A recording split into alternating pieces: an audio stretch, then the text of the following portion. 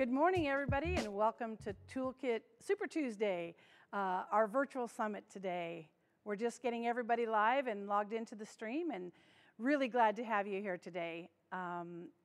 It is the Toolkit Tuesday. It's the day that we come together to try to share ideas, best practices, and tips with other event planners. And so today, we're bringing you our virtual summit. We're hoping that we can share some how-tos, and we're taking some risks, and we're bringing together great experts to share what things have been like in the event planning business in the last couple months. It's certainly trying times. We hope you're all well and you're settled into your laptops wherever you are at your home, and that you are ready to enjoy a day full of fun, entertainment, ideas, education, and again, we are here. Toolkit was designed to bring together event planners, and to when we created it in January, it was designed to share all the things we'd learned in 30 years of event planning. And it's actually become even more relevant, and it's been a resource for us to share what it is we're experiencing as a full-service event planning company, and all of the new tools that are needed, all of the tricks and techniques are changing daily. And so, again, we feel like we want to be the live test kitchen and show you how it can be done. So today I'm coming from you live from a virtual event studio in Portland, Oregon. We are super glad to be hosted here by Seamless Events. We're in a large audiovisual warehouse, and we've set up multiple scenes and sets to show you how you can do a virtual event and make it look a little different than your Zoom staff meeting. And we really want to showcase some great partners that are helping us bring this to you. You're enjoying your live stream from Evia Events. Thank you very much for coming and partnering with Toolkit and allowing everybody to join us through your great platform. I'm in studio with a cameraman, way more than 6 feet away, with a mask on. We are in here with robotic uplights and robotic cameras to minimize the gathering. And we're going to try to do this again today. I appreciate your patience, and we're just being vulnerable and trying to produce a great show and to show you how to. It may not be seamless. I know we have seamless events. There may be some hiccups, but that's probably what you might experience in your own digital events. So again, we're here to be a test kitchen and show you how it can work and some things to learn from. It's really about the opportunity to gather in the new way, and we are in the gathering business. Our industry has been hit very tough. We were the first to get hit, and we'll probably be the last to come back online. So all of these event owners are being tasked with making decisions around what they had planned for live events. And I do know, we were the planning company, but I'm having increased empathy for our event owners. Wondering if people are going to show up for your content. They would call us, no one's registered yet, and we would be the ones saying, they will, don't worry. And we sat yesterday with just a few registrations, and all of a sudden, we have a full house today. We're so glad we have over 100 event professionals joining us here for today's show. I'm having increased empathy for our presenters. I was behind the stage running the show for many years, and now I'm out front at my beautiful virtual news desk, which I've always wanted to have. And so I'm having this empathy for presenters when they show up in the green room and their heightened anxiety about going onto a stage. I'm now being put in those shoes, and it's really helping me be a better event planner. I think that the other thing about Toolkit is that there are so many webinars that are happening right now and so much content. We're sitting in our homes and trying to sharpen our tools and learn about the new tools. And so we want to be this authentic, tactical, practical how-to versus a larger webinar that at the end you're being promoted to go to a certain platform. We're agnostic. Toolkit is for planners, by planners, and again, just want to authentically come to you and show you what we are doing, good and bad, and the ugly and the great wins, so that you can take those and apply them to your shows. One of the things that I think is super important, the partnerships that exist around events. Being in this space yesterday, setting and working with our partners, this beautiful desk brought to you by Royce Prop Shop. We've got Evia, of course, the live stream. We've got Seamless Events. What's so exciting is these partnerships are not going to go away. They're going to change and evolve, and they're going to probably deepen because we're in a bit of a challenge together. And I just, again, want to sincerely thank those partnerships for, it was amazing to come to a space with our masks on, but to see these partners and to collaborate together in a new frontier. Even yesterday, we were realizing there were things that were different in a virtual and digital experience that even 30-year veterans had not thought of. So that collaboration, we are in the troubleshooting business. We are in the ability to be creative and resourceful. You know, this morning I asked for a speaker timer, and I realized for many years that was on a checklist, and it's just something as we did the digital event, I thought I still need a speaker timer to understand that we can keep the show on track. So one of the things I will say that I'm experienced as a professional planner with our clients that we're bringing online to a digital experience, there's a lot of new decisions to be made and a lot of information that's hard to suss out and figure out how to do this. But what I would say is rely on your skills that have served you well for so long. Your ability to evaluate potential vendors is the same as it ever was. And your ability to put together all the parts and pieces of a live show are going to be similar in a digital setting. Different, but similar. Your skill set is strong. Your tools are there. And they're just being tested and sharpened. And one of the things that I pride ourselves in with proper planning is to be innovative and not afraid to take a risk, and even in our live events.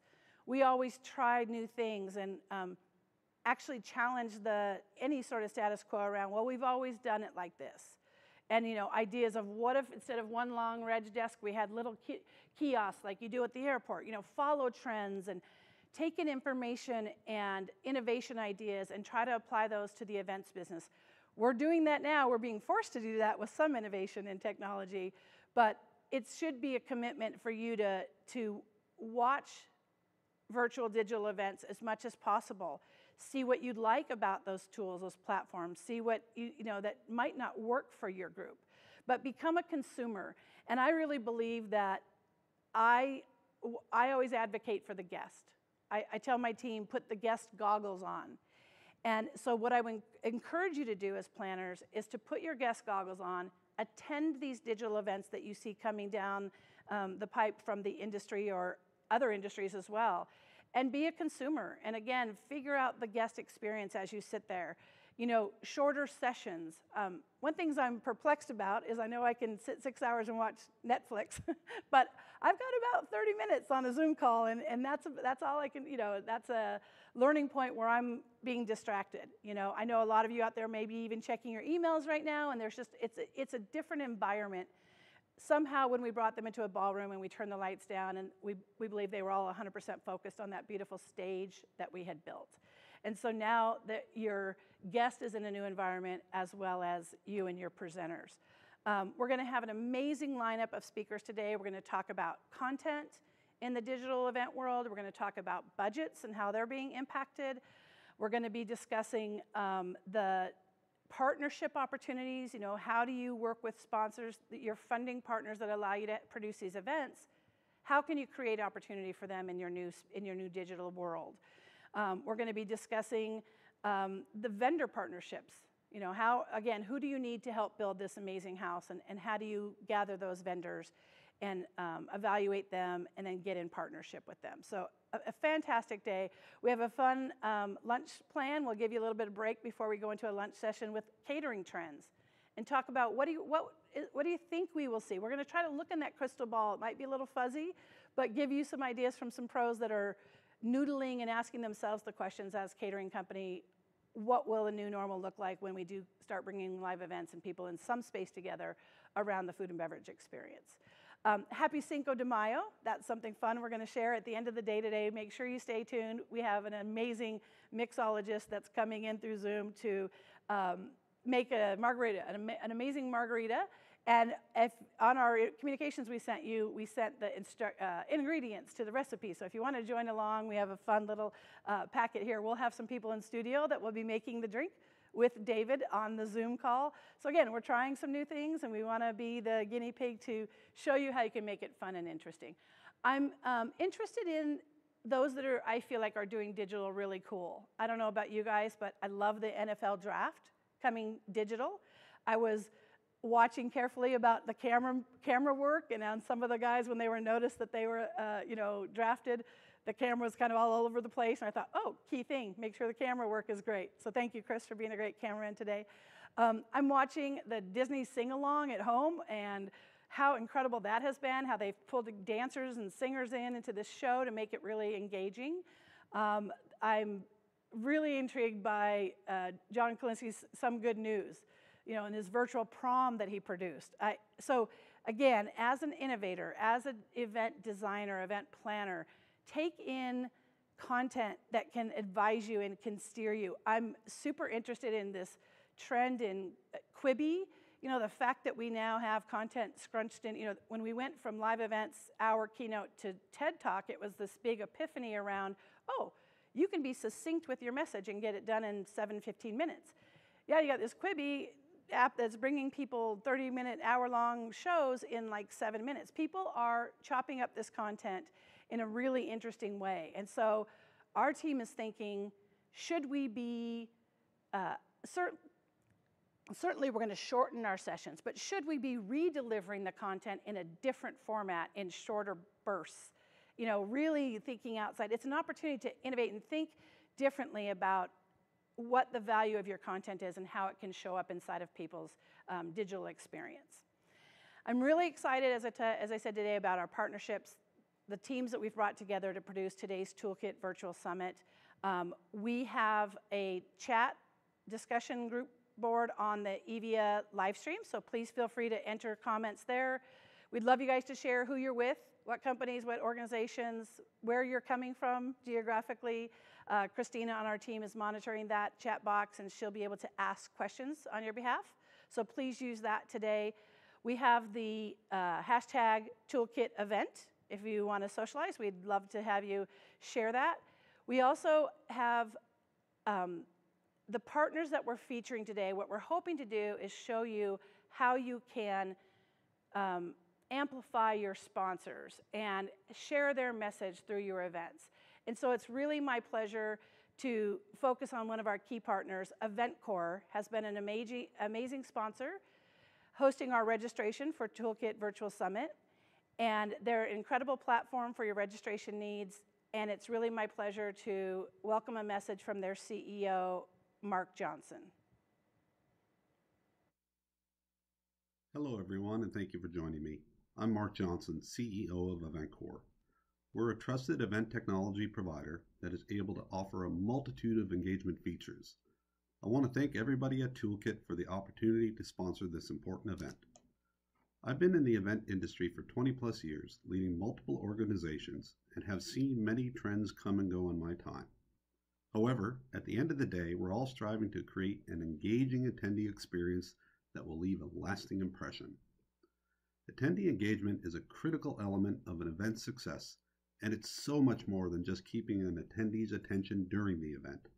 It's important to remember that your event starts as soon as your marketing begins, and the tools you use and the companies you partner with become an extension of your brand.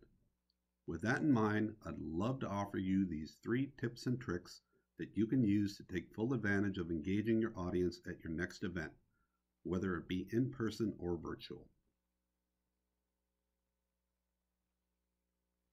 Tip number 1 is to know and respect your audience. Think of registration not as a thing you have to do, but as an opportunity to get to know your audience and what they want to hear and learn about. Everybody comes from a different perspective with different experience levels and expertise. Make sure there are sessions and topics they all can learn from. And remember, they're not spending only money, but time, and are trusting you with their data. Therefore, it's critical to choose a tech provider that is offering secure data collection. For a corporation, many of your events are the strongest marketing channel. Accurate and robust data collection should be part of the process, even when your event is only happening virtually. Tip number 2 is to provide great value to your sponsors. The key to attendee engagement and sponsor return is to create content that captures and holds your audience and provides something of value or interest. Find creative ways to incorporate your sponsors above and beyond just having their logos on the website. Have them be an actual and active part of the event. Make sure to generously include their branding into the online experience, finding ways to incorporate the core of their business into your event. And remember, those in-between or breakout moments are often where true engagement takes place and important relationships are formed. Get personal with your recommendations. Tip number 3 is to consider the big picture and make sure you've identified your highest priorities. Recognize that not every idea will come to fruition, but knowing which ones are the most critical will help you to know when to lean in by applying pressure and doubling down, and when to lean out by letting it go and not sweating it. Find a provider who is a true partner and is in the trenches alongside with you. They'll be able to adapt with you, which will provide you and your team the confidence that, no matter what happens, your attendees will have a seamless experience.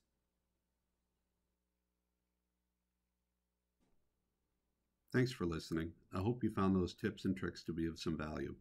If you'd like more information, please feel free to visit our website, eventcore.com, where we have resources such as blog posts, an ebook, and other tools that could help you as you think about planning your next event.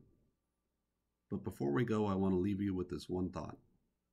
Our event industry has seen a lot of turbulent times, but nothing quite like we're seeing today. But I do know this, we're going to make it through, and we're going to come out stronger than we've ever been.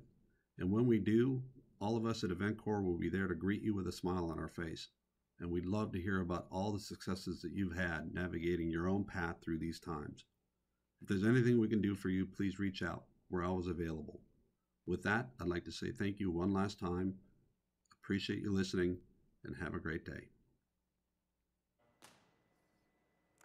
Thank you, Mark, and thank you and your team for being great partners. I know there were a lot of learnings through this virtual summit experience, and the collaboration, the intent to find best practices is so appreciated. Your team's been fantastic, and I just appreciate you sharing those tips with us. We're really excited to be in partnership with EventCore, so I encourage everybody to check that out and as their registration platform. We're now looking forward to bringing you our next session. And I don't know about you, but I love connection. I love to be in connection with my team, my vendor partners, and we have brought you the pro in connection. Hi, Shasta. Good morning. Good morning. How are you? I'm doing great. I'm so glad to see your face. I want to share with our planners that Shasta Nelson is an amazing expert in friendship and connection and connections at work and the value and the benefits of being connected and nurturing those relationships. She's an amazing keynote speaker that I have seen on stage, and I highly recommend her either in a digital or a live environment. And so Shasta's going to join us this morning and talk to us about what we're feeling in this interesting connection world at the moment and how we can all be looking at how to strengthen those important relationships in our lives. Take it away, Shasta. Thank you, Lynn.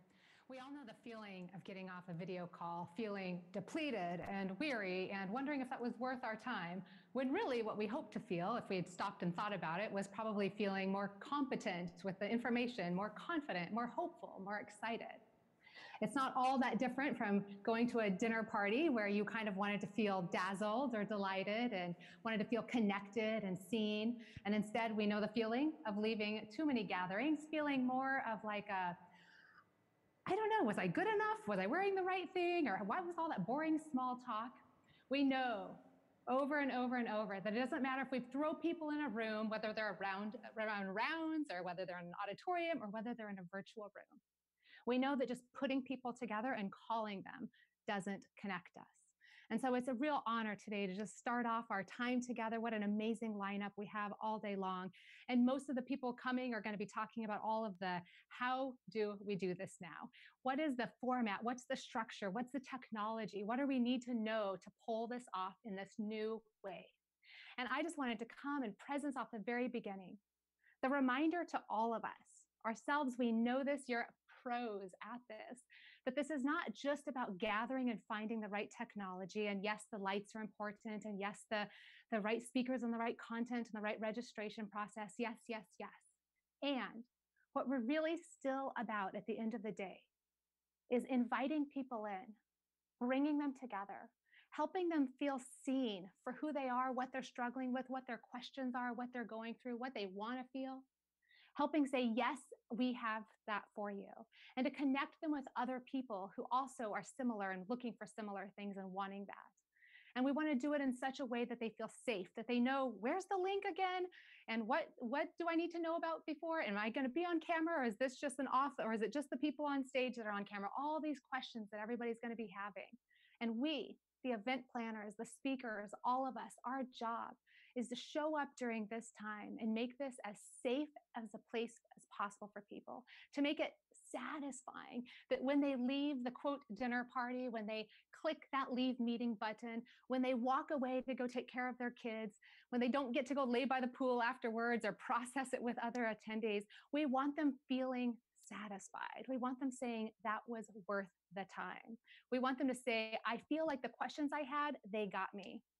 And so when we're looking at what bonds people, what brings people together, what leaves them feeling seen in that safe and satisfying way, we can look to relationships.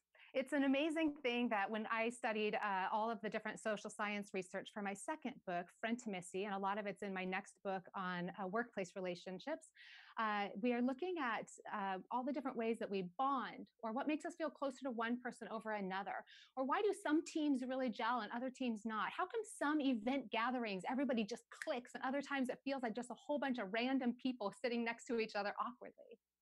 The difference comes down to three common denominators. When you study all of the different things and you pull it together, we might use different words, but it's the exact same three things that have to be present. And we know, I can pretty much guarantee, I can stand on a stage and say, I promise you that if these three things happen with this team, with this group, with these two people, with this marriage, with this family, if these three things happen, they will bond. And if any relationship isn't feeling like it has that bond, it's because at least one of these three things is missing or in lack. And so because we're all PowerPointed out, I made a handy dandy little piece of paper here for you showing the three requirements of all healthy relationships. And I just want to run through these really quick so that you can kind of just have in the back of your mind as you're going through and looking at all the different technology today. These are the questions you want to run it through. Here's the filter as you're making decisions. Is this platform better or is this platform? Should I do it this way or that way? This is the way that if you want to create community, it has to have these three things. And so most of your time together today is going to be about the C. That's the consistency. All relationships, in order to build a relationship, have to have repetition. They have to have consistent time together. There has to be a level of trust. It's that consistency that also creates consistent behavior. This is really, in event planner language, this is your how. How are we pulling people together? How are we inviting them? How are they registering? How are they clicking the link to join? How are they engaging? It's all the logistics. It's the infrastructure. When you used to ask whether you wanted rounds or a theater style, you're now asking, do I want breakout sessions? And do I need different links? And all of the different logistics questions. And most of today is going to be about the how. And most of our panic right now is about the how. But if we just focus on the consistency, then all we've got is taking up a lot of people's time. We're filling their time. We're telling them how to fill their time. But at the end of the day, if it's not doing the other two things, then all we're doing is one side of this triangle. The other two are crucially important to the bond that you want to create in your community. The one that I really want to look at, the most important one perhaps, is the one at the bottom, the foundation of all healthy relationships: positivity. Positive emotions, because we don't want to just come and spend a bunch of our time with you. We want to feel good about it. We want to feel delighted. We want to feel hopeful. We want to feel excited. We want to feel inspired. We want to feel kind of dazzled. We want to be like, what? There's a margarita at the end of the day? What is that? What? Who's the surprise guest? And what? Oh, good. The music's getting me into it. I want to feel compelled enough to set aside my email and to be present. We all are joining not just because we want information, because we could probably get that somewhere, but we're joining because we want to feel something. And the more that each one of us stop and ask ourselves, what are they coming wanting to feel? Put on those guest Googles that Lynn was talking about. What do they want to feel when they get this invitation? I always work backwards. I say, what do I want them to feel? I want them to feel excited. Okay, what would help them feel excited? What could I do to help them feel excited? Or when they arrive, when they first come in, how do I want them to feel? You know, when you're looking at a big ballroom, it's easy to say, okay, I want them to feel energized. And so we're going to turn loud music on and we're going to do this and that. But we still have to ask those same questions. How do I want them to feel when they join? What's the first thing? Are they going like, how does this work? Are they walking in confused? What can we do? Do we want them to feel welcome? Do we want them to feel hopeful? Do we want them to feel calm? Do we want them to feel ready to go? Do we want them to feel connected instantly, starting to meet people? Our job is to ask, how do I want them to feel when they're invited? How do I want them to feel when they arrive? How do I want them to feel during the program? How do I want them to feel? What's the last thing I want them to feel when they're leaving before they hit that click button? Our job is to say, how important is it for people to feel what they're going to feel? They're joining. They may not say it.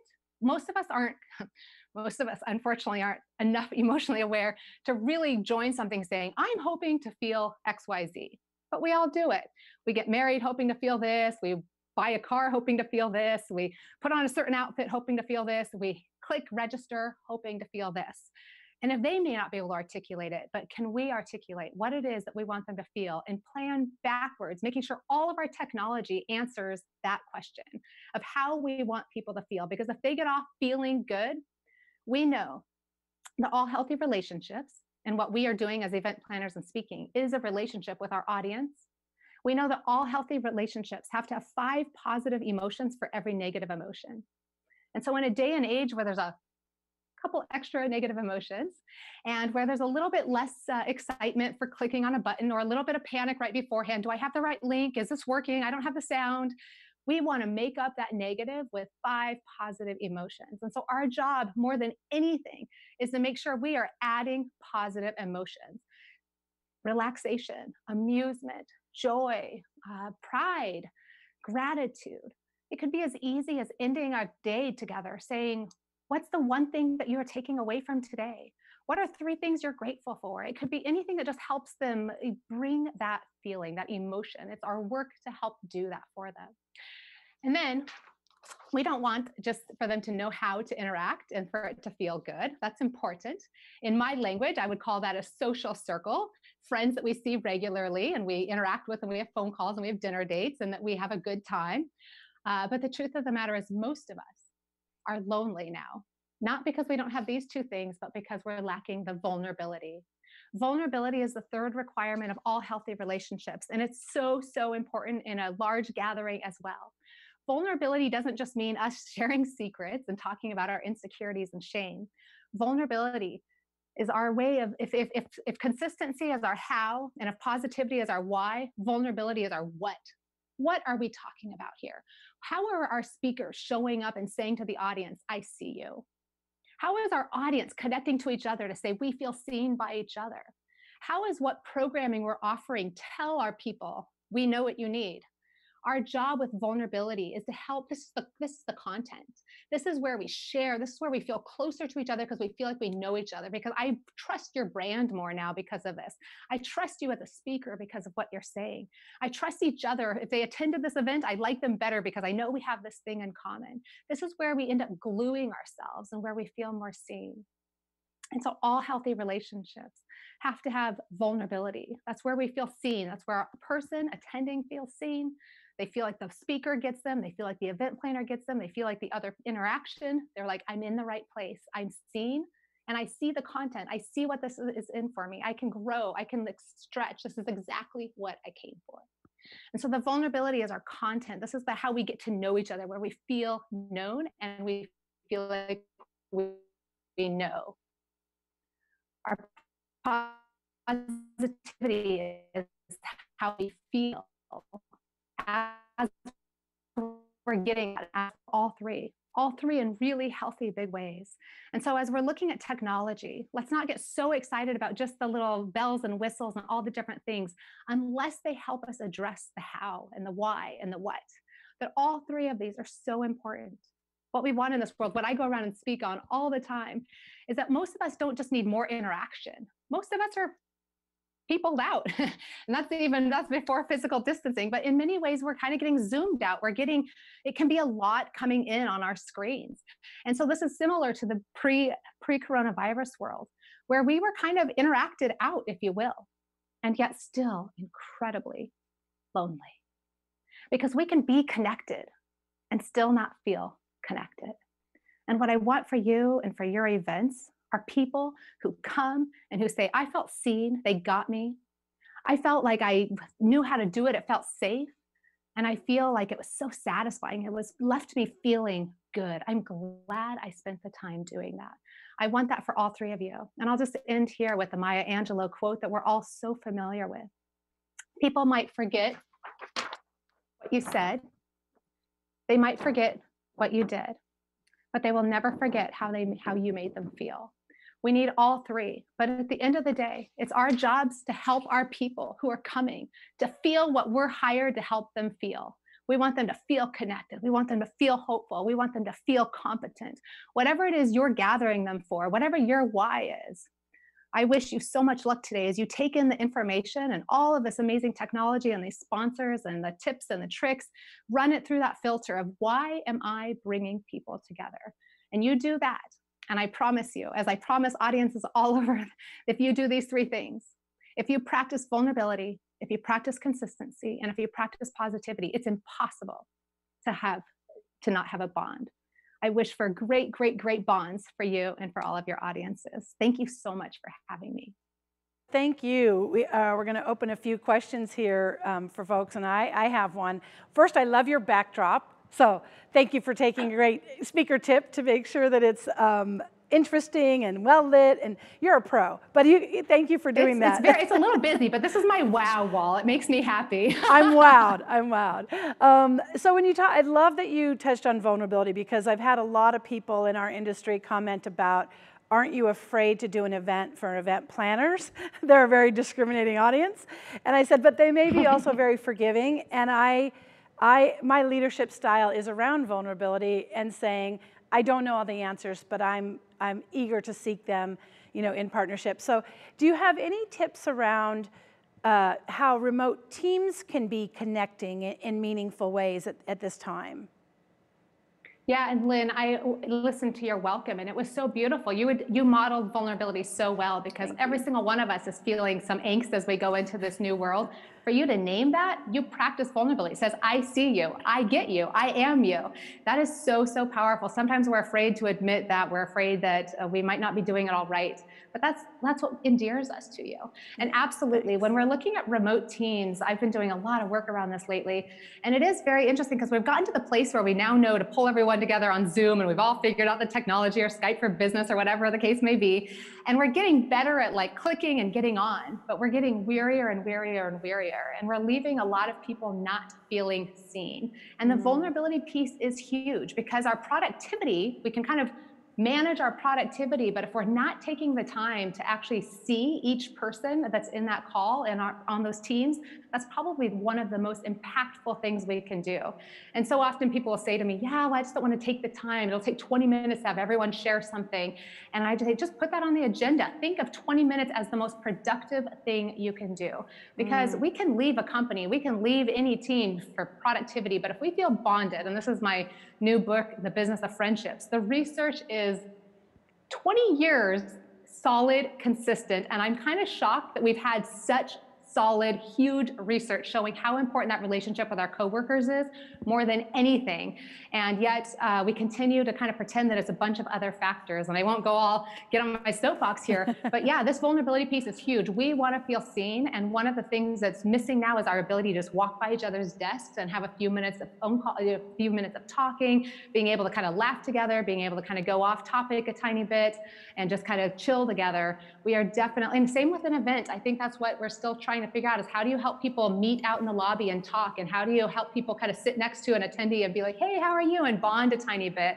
So this is going to be one of the challenges for the event planning space for us, to say, how do we create technology that helps us have these smaller moments that help us feel seen and can kind of help build us up to more meaningful relationships. But yeah, vulnerability is key. We can't program that out, or we will die and suffocate. It's really interesting, because I've heard teams say that they have been working with their C-suite level, and they are seeing them in their home environment, and it's breaking down this barrier of them used to, maybe thinking they were in the ivory tower, and now I see his daughter climb up on his lap, and all of a sudden I feel more bonded to my CEO. So I think that's a huge silver lining. I also don't remember in 30 years of events ever walking on a stage and saying, bear with us, the technology might not work. And yet we're in this new frontier, and I feel like that caveat is there. And, you know, these teams, these technology teams, and props to all of them, they're so good at what they do. It's seamless when you're standing on a stage, and then, but now you've put the controls not at this beautiful tech desk, but in the hands of the viewer and the speakers, and you've got all these room for error. And, you know, it's just interesting how we've never come on stage. I said to my husband before going on this morning, I said, oh, gone are the days where all I could do is show up and kind of connect with a few people and then just go on stage. And now I have to make sure my lights are good and make sure my audio works and make sure the backdrops are okay. I know it's a lot of stuff, and I miss the being able to connect with all of you. So I trust you're all out there, and I do miss getting to shake hands, connect, hug, and make eye contact and answer questions. That's going to be one of the things we continue to grieve and try to plan for. Well, I appreciate your expertise, the work that you're doing in the connectivity space and the friendships and the importance of business connections is just so valuable, and I've been a huge fangirl. Congratulations on your new book coming out soon, The Business of Friendship. I think it's going to be amazing. I want to share with our viewers that we will make all of the speakers' contact information and access to them available to you so that you can hire Shasta soon for an in-person or a digital event. But thank you for joining us, Shasta. You're welcome. Really appreciate it. You're welcome. Thank you. Blessings on your entire day. What you're all doing as event planners is so important. People are feeling so lonely in their homes, and they may not just want to come on for information, but we do still so desperately want to feel connected. So thank you, and blessings on all of you. Thank you, Shasta. Take care. I appreciate you. I think that sets a tone nicely for today, that we really are in a new world where the connections, the way that we used to connect in a live event has changed, and we're being challenged and tasked with trying to figure out how to make those meaningful connections with our audiences. We are going to honor the commitment to shorter sessions. We're going to give everybody a quick 5-minute break to get up and stand and shake it out and listen to some fun music before we start our next session. So again, the chat box is live. If you'd like to make some comments, suggestions, something you want us to address, please use that. But enjoy the quick break, take a stretch break, whatever you need, and we'll be back in about 5 minutes.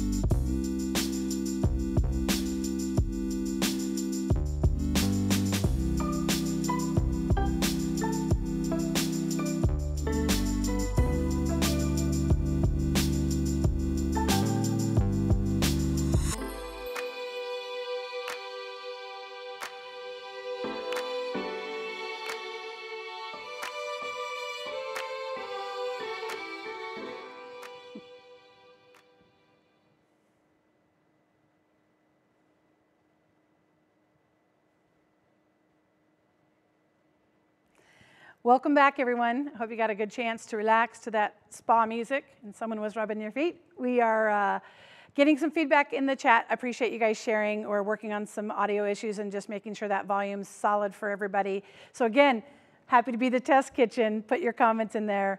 I'm really excited to introduce our next panel. I have always believed that content is king, and one of the most critical decisions, as Shasta was saying, you have to think about why are you gathering and that messaging. So I'm thrilled to have an amazing panel with you today, and I'd like to introduce our moderator, Miss Christina Devlin, CMP. She's an amazing event planner, industry leader here in the Portland, Oregon area, and she's our moderator. So take it away, Christina.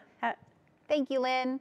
So glad that we could be here with you today. I have a great duo here that we are going to be hearing from in just a second. Our focus today is on content, and we are going to have some great tips and tools for you to take away with. One of the things that I was looking at that I thought was really interesting is that the first actual virtual event was done in 1993. We'll have to fact check this, but the thing that I found that was interesting, it was doing a nail-biting live footage of a coffee maker making coffee, which I thought was pretty funny. But now today, the technology has expanded so much that we are able to incorporate live events, live online elements to our events that could even include having a Q&A session with an astronaut in outer space. How amazing is that to be able to produce events where we have real-time actual connections with people all around the world, even in outer space. So whether we have an event that is hybrid, whether it's live or completely virtual, we need to be able to provide solid, deep content that could help reduce the cost of an event. It could help reduce the carbon footprint of our events. It could also expand our audience well beyond just a four-wall building. But the thing that we need to always remember is the content and how that information is delivered. And so today with us, we have great speakers who are going to help talk about different things that we need to be thinking about now as we expand our tools and our technology and our expansion with our content for our events in today's new world. We've got masks that we're trying to deal with. We have distancing that we're dealing with. So today I'd like to introduce to you our two panelists that are going to be speaking to you on information on things that you need to help prepare your speakers, as well as thinking outside the box as to who those speakers could be to help deliver that content. First, we have Bondi. She is a coach. She has coached CEOs, innovators, and ambitious professionals, and has led workshops with corporations including Quartz, Twitter, Facebook. She's helped even Rio to secure the 2016 Summer Olympics. And she speaks at impact and female-focused events. After attending an auction school for fun, she translated the techniques she learned into an amazing program that helps prepare women ask for more and leave nothing on the table, which is called Ask Like an Auctioneer. Dia's confidence is contagious and infectious, and I can't wait to get to know her and hear from her. She has also she's worked with graduates and also senior management teams from all over the place. She's also been covered on CNBC, Make It, and Forbes. We also have with us today Chase Brunson. He is a former event planner, now turned hotelier, and has a very unique understanding of the events industry. Chase has started his event career in transportation and then moved on to coordinating seminars and conferences for a professional association. Now serving as convention services manager for the Embassy Suites, Chase works for helps his clients bring vision to life. A longtime advocate for the LGBT community, diversity and inclusion efforts are important to Chase, who understands respect costs us nothing, but the lack of it costs our industry everything. So now I'd like to turn it over to Chase and to Dia. I think we have Dia up first, who's going to help build our content and our speakers so that we can have a solid event. Take it away, Dia. Hi, everyone. It's really nice to be here with you today. And I know that we're here to talk about content is king. And it is true. There's sort of two halves of that, you know, building the content and setting yourselves up with the right kind of content in the right kind of format, and then delivering it for the maximum. We need to have both of those present. We can't just rely on one. We need to have two legs to walk down the street. And Chase, welcome. We're so glad you're here. Thanks so much for being with and helping to talk to us about then the other aspect of really researching well those opportunities to bring in great speakers. Yeah, absolutely. Thanks for having me. It is really important to research speakers and get the ones that are going to be the best for your audience. So Dia, can you share with us some of the tips that you have that you are wanting our planners out there that are putting together new content? What are some of the things that they should be thinking about as they build their content, and how to help prep their speakers so that they actually are well prepared? Well, in terms of content, there's sort of two things. And then in terms of prep, there are three tips that I have. And these are really focused, I think, to the areas of virtual events and live events where there's the most opportunity for improvement, and that is working with SMEs.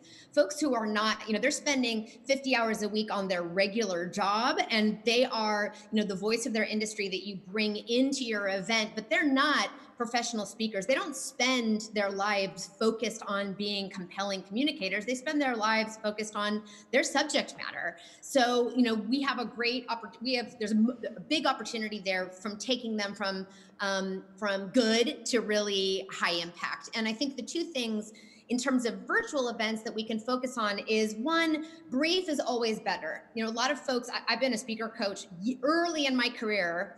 I did 11 cycles of a technology conference in San Francisco where I worked to coach people on content and then on delivery, and not all of them 100% SME. I mean, 100% SMA at different stages in their careers. And most of the time, they're looking at 50-minute sessions. That's pretty standard, right? 50-minute session with 5-minute Q&A, and then you can follow me into the hall. Well, 50 minutes is a long chunk of time in a virtual environment, and a long chunk of time for somebody who maybe isn't a professional speaker to stay engaged and engaging when they're just looking through a camera and they don't have sort of the resonance of being live with folks in the room. So brevity is really key. 20-minute sessions, 30-minute sessions, you know, 15-minute sessions with 10 minutes of Q&A instead of a 30-minute with 5. So brevity really also puts the pressure on your speakers to get super clear about the most important content in their time with their audiences, in your audiences.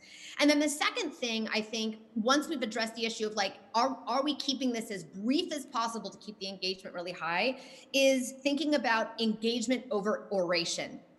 I mean, even today, this is a lot of the content today is panel and discussion, and that witnessing and engagement between a panel is more engaging often than 25 minutes of solid oration from someone. Right. So how, even if you think about how you, if the content module does have to be a more of a presented, non-conversational kind of content, how do you then use like your host or an MC to allow there to be some more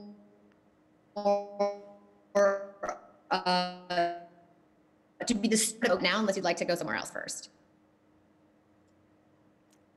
We lost you for a second, but I think we have you back now. So yeah, I've got you. I have 3 tips for preparing presenters. If you'd like those now, I can share them, or we can hold off and let Chase take a turn. Sure. So Chase, why don't you share a little bit more on what the importance of the who is, and share us a little bit with what your thoughts are with the diversity and inclusion, and how we can dive deeper into who our speakers are. Right, absolutely. So Dia is totally correct. So what I was doing in my former media professional role was working with a state society of CPAs, so accountants basically, And it's really important. The same thing there. Like I did, 20 conferences a year, 8 speakers per conference. And so they're accountants. None of them were professional speakers by any means. They were all just accountants that were really good in their area of expertise in accounting, and then had to come speak or, whatever I asked them to do. So the thing about accounting and the thing about most business professionals right now is that it's very male dominated. And so I always try to go out and see if I could find female speakers or minority speakers, because it's a bunch of white males that are speaking, and it's just because they've kind of been elevated to a place, and it's nothing against them, but it's about finding those minorities or finding those women or just diverse populations that are willing to come out and speak for you. I actually had one conference that completely on accident, I didn't realize it until after I didn't realize it until one of the speakers said it. I had put the entire program together. I had been working on it for like 6 months. I sent it out to everybody. And one of the speakers answered back and was like, wow. And it was female. She's like, wow, I am so excited to be a part of an all female conference. And so, like I said, in the accounting world, that was just insane. Like I didn't mean to do it. These were the best speakers in their areas, and they were the ones that were available, and they were the ones that I got. And when those survey results came in after that conference, that was all that was talked about. They didn't even care what those women were speaking about. The audience was just amazed that it was a complete panel of women, that we had found that many expert speakers in their areas that were women. And it really set our organization apart, at least for that one conference, because the women in our organization, even though they were the minority, and it was only by a little bit, it was only by like 2% of our members were like less females or whatever, that they were just blown away. And they said on those evals, like, we will come back specifically because you had all these female speakers. Like, we are looking for representation in our content. And so that's something that I always really try to drive home to fellow planners is representation is really key. So you need to think about the audience that you want to attract to your conference. So, if you're in a very male dominated industry, construction or accounting and things like that, engineering, try to get those female voices in there. For one, you can really elevate their careers, which obviously everyone appreciates. But for two, your attendees see themselves represented in those speakers, and they're more willing to come to your events and to become like a lifelong customer to your organization. Can I plus one on that a little bit, Chase? Yeah. I think I love, just from somebody who has worked backstage and in closed sort of private coaching sessions with a lot of the speakers, SMEs who show up at conferences and annual meetings, exactly what you're talking about. There's always sort of two things going on. There is the subject matter they're there to discuss, whether, it's accounting or finance or, or AI or whatever the thing is that they're known for in their profession. And I think of that as sort of their little A agenda, right? To further their career as an SME in their field of expertise. And then every speaker I've ever worked with always has what I think of as a capital A agenda, which is sort of their bigger why. And a lot of folks who are folks who fit a profile of an underrepresented professional in their industry is delighted, without tokenism, like delighted to be the person that can create a see it, be it model for other younger professionals like them in their industry. I found that over and over again that is a powerful, meeting planners have an incredible amount of power to make that possible for those leaders, existing leaders, and for the sort of leaders of tomorrow to see that representation. The stage is a big, sometimes it's just an 18-inch raised platform at the front of the room, or in this case, a microphone and a camera, but it's a metaphor for what's possible for people in the room. Absolutely, yeah. And I did want to bring up, you brought up the tokenism thing, and we kind of talked about this offline. Something that we really all agreed on and really discussed was when you bring these diverse speakers in, please don't ask them to speak only on diversity topics. So, if you're in a construction industry and you bring in a woman to talk about construction, let her talk about her subject matter expertise. So, I don't know what that would be in construction, but whatever it is, like, I don't know, like we're gonna make something up, like she's a crane operator. Let her talk about that. Don't sit there and focus on what she's doing like as a woman in the industry. And it's totally fine if she wants to touch on that, but don't bring her in for an hour to talk specifically on that, because I'm telling you I work with a lot of like diversity folks like myself and stuff. And they don't want to be brought in just to be that token diverse speaker there, just because they don't fit some kind of mold. So definitely treat them like you treat any other speaker. Bring them in to be a subject matter expert, and that's it. And just they're a subject matter expert first, and then their diversity just really adds to what they're bringing to the event. It's great. So Dia, you said you had some tips that you wanted to make sure that we touched on today before we close. Well, yeah, I think so. 3 things. One is that, event planners, producers, stage managers, I think are in just an incredibly unique position to have a huge impact on elevating the quality of the delivery of their speakers. I was thinking about this actually in prepping for this conversation today about the moments that have been the most powerful coaching moments that I've had with clients. I worked on Turkey's bid for 2020 games. We didn't win, Japan won and is now postponed, unfortunately. But in my Olympic bidding world, the coaching that I do with folks across, industries, athletes, bid presidents, sometimes it's a very complex and power dynamic heavy environment. Some of the most important coaching I've done to help speakers on those teams perform well when the stakes are really high happens in hallways, happens right backstage before they step on stage, because they're constantly getting pulled in other directions. We know those rehearsals that get booked that nobody shows up for. And, we have 10 minutes to do a tech check when really we needed to talk about, this is the first time you've been on a teleprompter. Let's make sure that you actually can deliver it in a way that you buy it before you sell it to the audience. So I think there's, don't underestimate how much power you have in those little moments, those little striking moments that happen throughout the event process where you have a chance to elevate somebody's impact and do some on-the-spot coaching. My dream is to have all event planners have a handful of coaching tools in their back pocket that they can deploy in a just-in-time way. So that's sort of the one tip, is that you all are in a very powerful position that way to have a big impact. And when you do coach, so 2 quick little coaching skills. When you do go to coach because you see there's a need, it's important for you to move quickly, but not so quickly that you break rapport with whoever you might be wanting to give coaching or feedback to. So you've got to get permission so that you both very quickly can agree that, yes, in the 6 minutes we have together, let's see if we can help you have more impact where it matters most, give you a little bit more confidence and control over the time on stage. So get just a little bit of permission before you go. And that can simply look like, hey, we have 6 minutes before it's on, you're on, I've seen you perform a few times. Would you like a little bit of coaching? How's it going for you? Is there something you'd like feedback on, or what's the experience like for you? Go into it with some curiosity. And if they say, God, this is only my second time using a teleprompter and it's so uncomfortable, you just can simply ask the question, would you like some coaching on that? And it's not feedback. Feedback and coaching are not the same thing. So you've got to get a little bit of permission. If they say yes, you can give coaching in this way. You're going to share with them what you see they're doing well already, and then what you would like to see more of from them.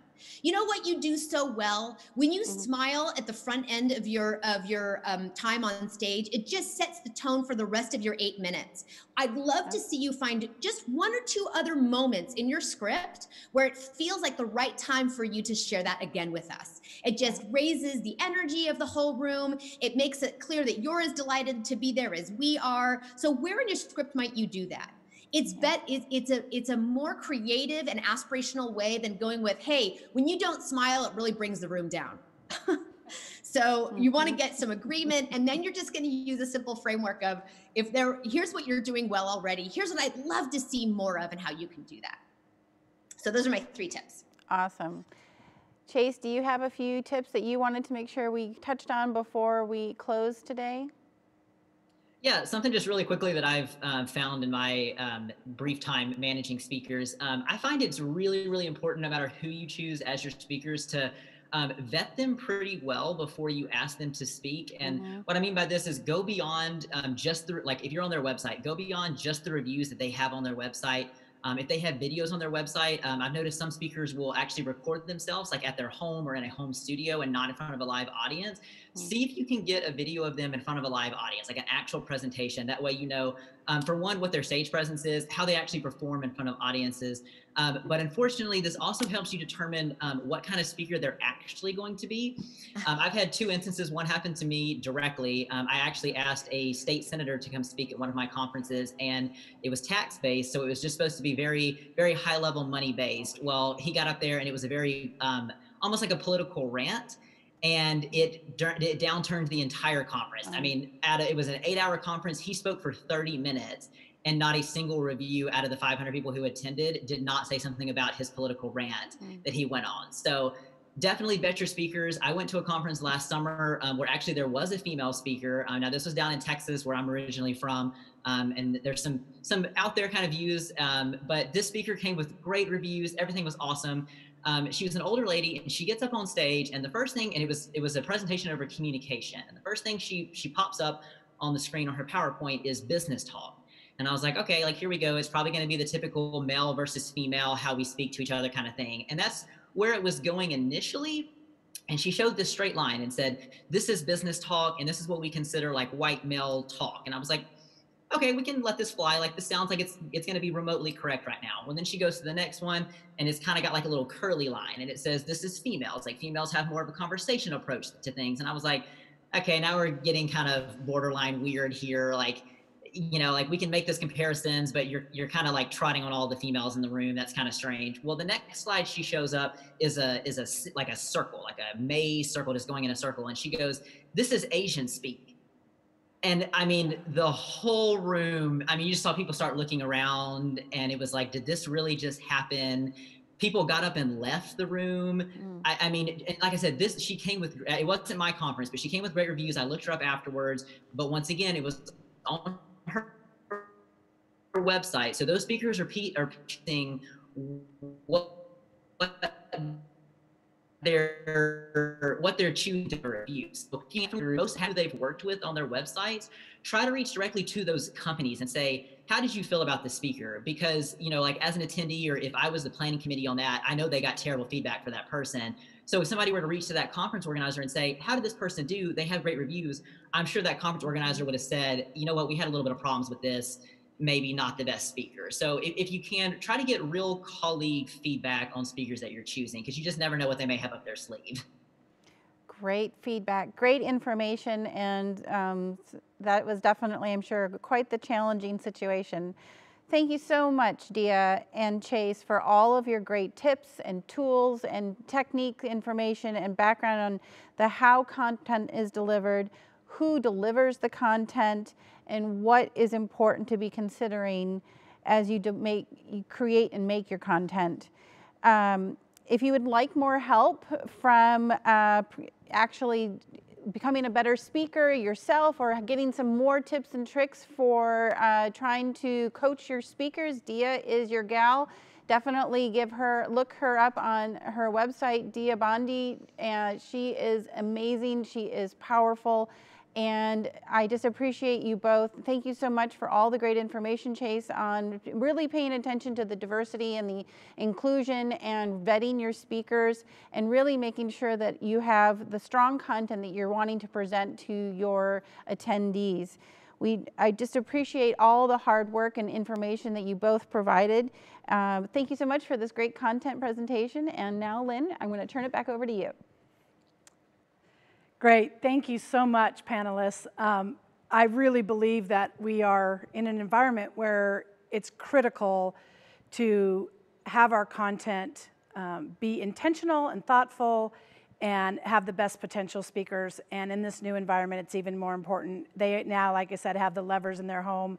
It's more important than ever to make sure those speakers are well lit, prepared. They have, great camera, great sound. It's really critical.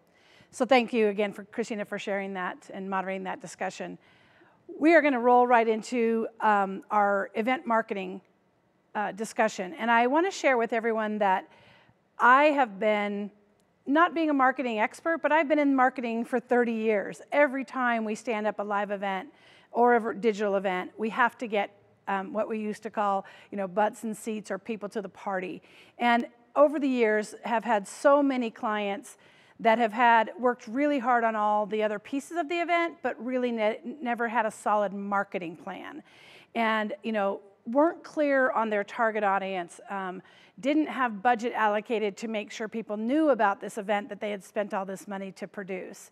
So the build it and they will come mentality just does not serve an event planner. And as we move from live to digital to hybrid events, I think it's going to be even more critical to make sure we have a solid marketing plan.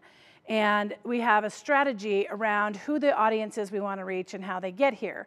Part of that marketing, and I want to, in the interest of being vulnerable, I want to share that we're in an interesting time where there was content and conferences being offered at different ticket prices, some very elevated, and some nonprofits more price sensitive. But we had this task as an event planner to work with the event owner to figure out what is this content worth, what's the value of this, and then bring it to the marketplace. And what we're seeing is that there's just a saturation of complimentary or free content.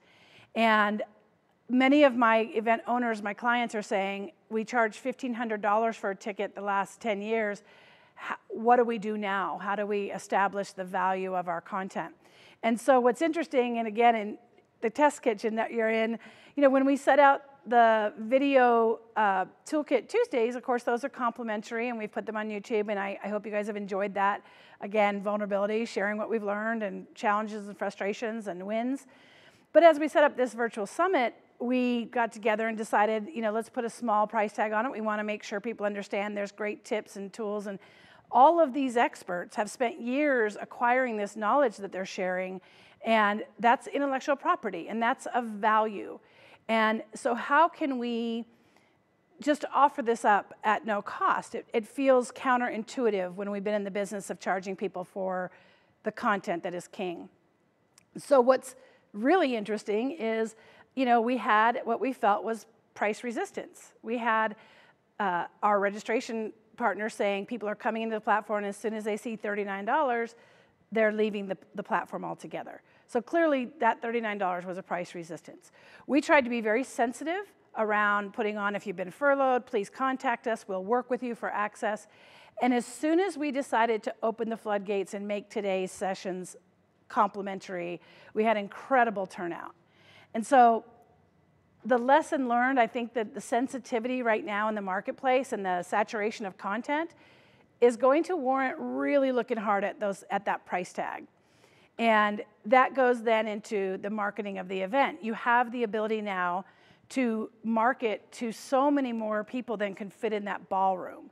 You were trying to sell the top ticket dollar and get them into the ballroom, and people are saying, I'm not eating the chicken, or I don't have AV or hotel, so of course the price should come down. Early on, we were talking about maybe 40% of your ticket price when you're delivering a digital event versus the full 100%. And it's clear that there is some changes in the content marketplace where people are looking for free content in this particular situation. So that sensitivity to it, I think it's important to, in your internal teams with your clients, talk through the value proposition, talk through the content and what you're bringing to folks, and then also consider the current climate and think of ways to maybe monetize your event that's a little differently and go for the maximum reach of attendance.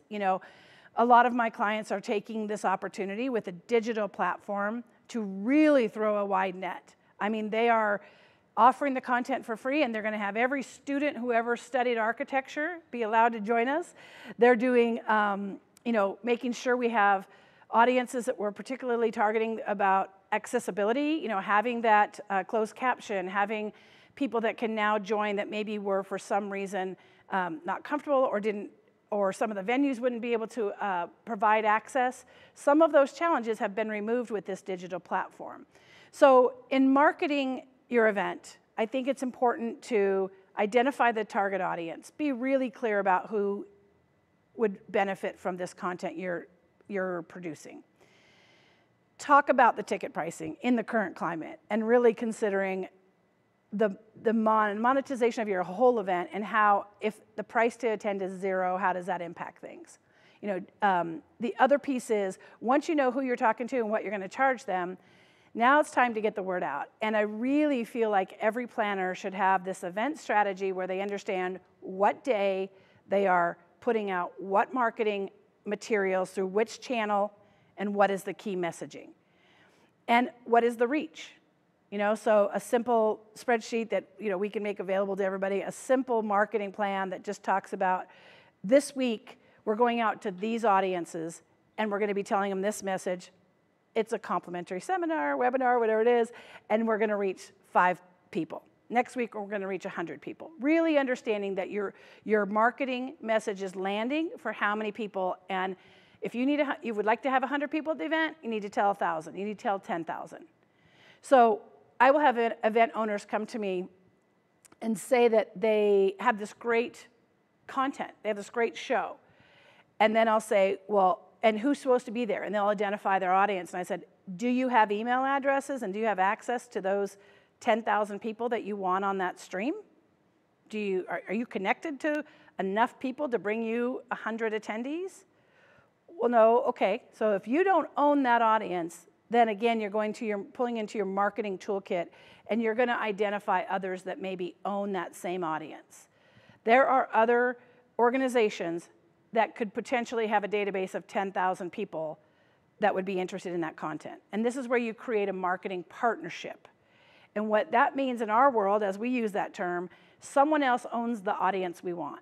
And let's get in partnership with them to figure out how to make it worth their while to help us promote this event. So marketing partnerships are key. What's in it for them? They're aware that they own your target audience, right? So they're going to want to know what's in it for me as an organization if I push down the pipeline an email that says, please join the Toolkit Virtual Summit.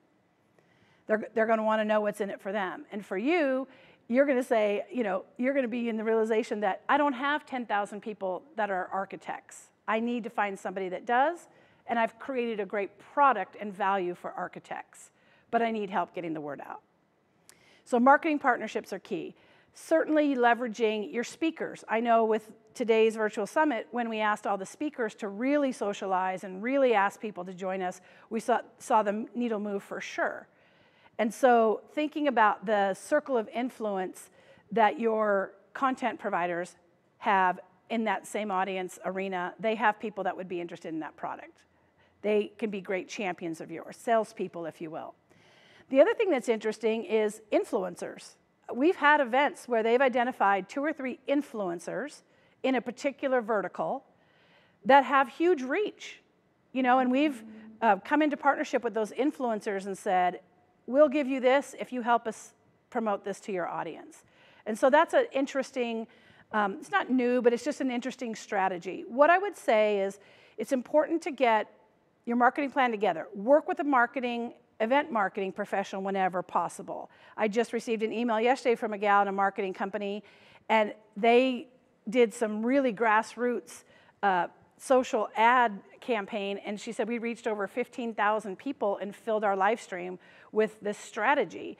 So as an event planner, and we have great audiovisual technicians and we have amazing caterers, it's important to find a marketing partner who really knows what's working in this day and age and in this climate, and leverage that partnership so that they can help you get the maximum attendance.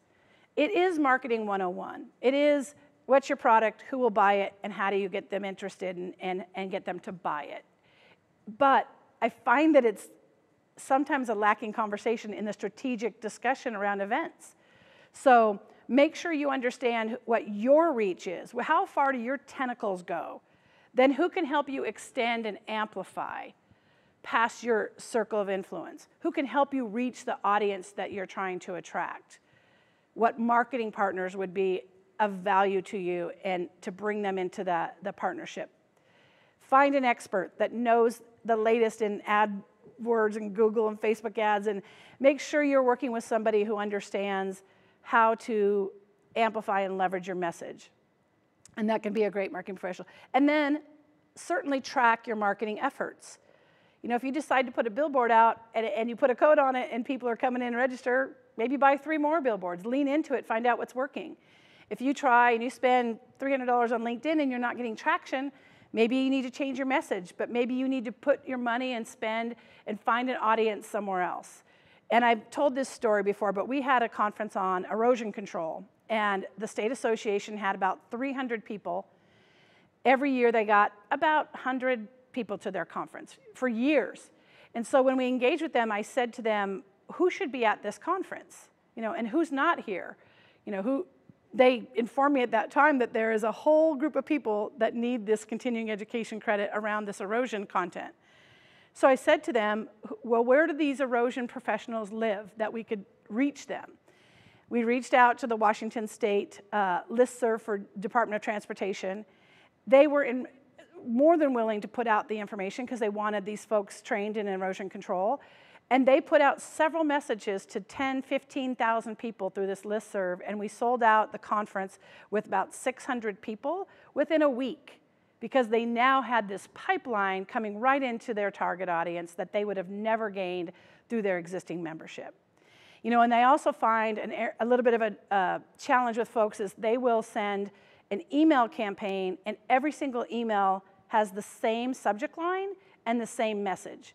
And it really feels like you're just beating folks over the head with the same message, and they tune that out.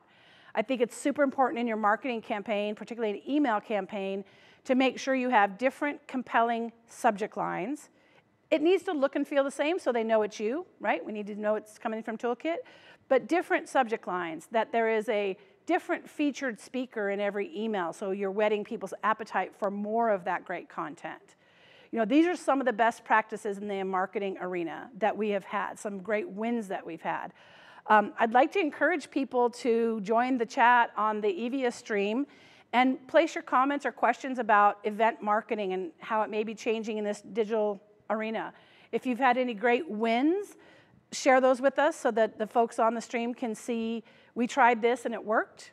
If you're willing, and again in the spirit of vulnerability, to put out there we tried this and it did not work for us, there's a lot of learnings. I believe in peer-to-peer learning, and so this discussion board should allow you to have that opportunity to share, again, marketing wins and marketing challenges.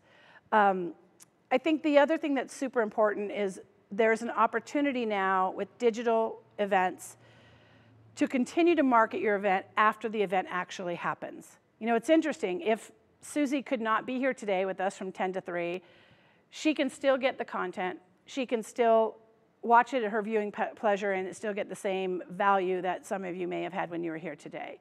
And you should have a post-event marketing strategy. So you want to have your marketing strategy of how to get people, eyeballs tuned in, and then you want to make sure that you have a strategy to continue to share the messaging, share the content, whether it's paid or not, post-event. Because there's a whole nother audience that you may be able to reach post-event once you have the content in the can. That's what they say in the biz. I'm not a professional talk show host, so bear with me with that. I think that in the event marketing arena too, people are going to want to understand what connection opportunities there are. So when we would come together and market, a trade show portion of our event, if you have that functionality in your digital event, you're going to want to include that as well. You're going to want to make sure that people understand, as Shasta mentioned, what they're going to receive for their time and effort to tune in. And so being keen on that and understanding that you're also amplifying the connection opportunities along with the content is important. I do want to share that, just a bit of a comment about the previous conversation around content. I had a client that definitely shared the lineup of speakers, and it was, all white middle-aged guys, and I just sat and looked at it, and I was waiting for someone to say something, and this was an audience that was particularly diverse that would be at the event. And nobody picked up on that, and I finally said, as their event planner, I have to bring this up. This is what I'm looking at. The optics aren't great. There's got to be other folks that can share messages that would be more representative of your audience that's in the chair. So just want to reiterate what they said. Very, very key things around content. I think we do have a question. Christina? When we have, one of the questions that's coming in is, when you have a very limited budget, what are best ways to get creative and to stretch that dollar? I think that goes back to marketing partnerships. If you have limited funds to spend in any sort of paid marketing efforts, then it's super important to find other folks that can share your message at little or no cost. Many of these marketing partners are willing to do that in exchange for a logo on the event somewhere, or in exchange for their internal team getting 4 tickets. We're in this digital age where you can allow 4 of their team to come in and watch the content in exchange for them sharing your message. So marketing partnerships are key. Many of our nonprofit clients really do a good job of leveraging this. You know, the Department of Transportation listserv cost us $0, and we got to 10,000 people. I also think it's, if you're a nonprofit or someone that's, you know, price sensitive on your budget, get your team of champions, the influencers, the board of directors, your speakers. They all have audiences. You know, we had one of the shows where the board of directors was not heavily engaged, and our reg numbers were lacking. And I said to the board at a meeting, this conference represents 80% of your annual operating budget. You are the financial stewards of this nonprofit organization. None of you are registered, and you haven't done your part to step up, and I need you to go get 3 to 4 registrations in your circle of influence. I will send you a template of what to say and a pretty graphic, but I need you to put a personal message that says, Jane, as the board of directors of the XYZ Association, I know that you would enjoy this content. There's great value here.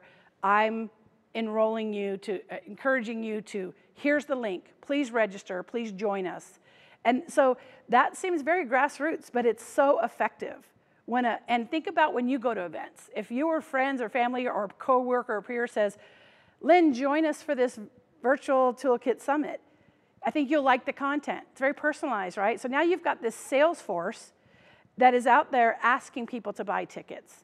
I learned when I was early on about marketing and sales. You know, you'd hear those words a lot. I was in a hotel, and I was the director of sales and marketing, and everyone just kind of threw those in a bucket, you know, and some mentor shared with me, marketing is creating an interest, selling is asking for the business. So think about your marketing effort, right? You're putting this out through the DOT. People are hearing about the Cool Water Summit, the marketing, they're creating an interest. But at some point it switches to selling, and that's where, again, those stakeholders need to ask people to buy a ticket or to register, complimentary. Another question. Have you had any luck getting like-minded state associations to co-market through their own databases, and how can we get them comfortable to share that information?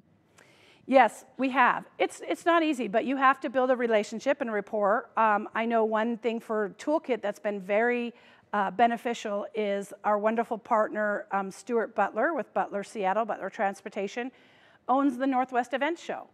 He's been involved with creating a database of event planners for several years, and he has an enormous reach that Toolkit was birthed in January. You know, we're building our community. It's a grassroots effort while we try to keep the lights on by planning events in our core competency of proper planning. But I reached out to Stuart and told him, you know, we're trying to educate the event planning community and bring some great content. Will you help us? And again, we had already figured out what was in it for him. And we talked about ways that we could feature and showcase the Northwest Events Show at our events in exchange for his email channel to promote. One thing I will say is typically associations are not comfortable sharing their database, but they are happy, if you make it worth their while, they're willing to put your message through their channel, they put it through your channel. So make it easy for them. You know, don't say, can you please help us promote the event, and stop there. What we've done for these shows is, again, try to be a best practice. We've put a link together that anyone that we've asked to help us promote it, we've provided sample tweets, graphics they can use on Instagram, a prepared email that has the verbiage that we want, and then we ask them to tailor it and put their message at the top. Hey, as a valued member of the Northwest Event Show community, look at what we've done, here's a reg code, or we encourage you, this has been vetted by us, we think this will be a valuable day of learning. So they're probably gonna push it through their channels. I would also say that over-delivering on the benefit for that partner is really important. If they help you get the word out, that really works. Another way to go, we did buy an email list from one association that it was our target audience. We spent $100 and it generated probably 20, 30 registrations for a paid event. So the return on investment of spending that $100 for their emails was well worth the spend. So depending on the association, they may or may not want to give you the keys to the castle with the emails. They may want to put it through their channels. So arm them with what they need to do that effectively, quickly and effectively. Give them value for being a partner of yours. Any other questions, Christina? Okay, not this time. Great. Well, thank you again. We're going to move into our next session. Super excited. We've been talking marketing, and I'd like to welcome Carly Othman and Gregg Mindt. Gregg Mindt with the Northwest Environmental Business Council, and Carly Othman is one of our senior event leads at Proper Planning. And I'm going to let these guys jump into a conversation around event budgeting, particularly in this interesting landscape that we're all dealing with. Welcome, you guys. Thank you. Hi, Carly. Oh, you're working hard, or are you on vacation? Yes, I thought I'd switch up my virtual background today. When Gregg and I were talking, we wanted to give you guys some variety about what people who might not have a great background do. Love it, love it. Gregg's taking a walk in the woods. He's relaxed for his.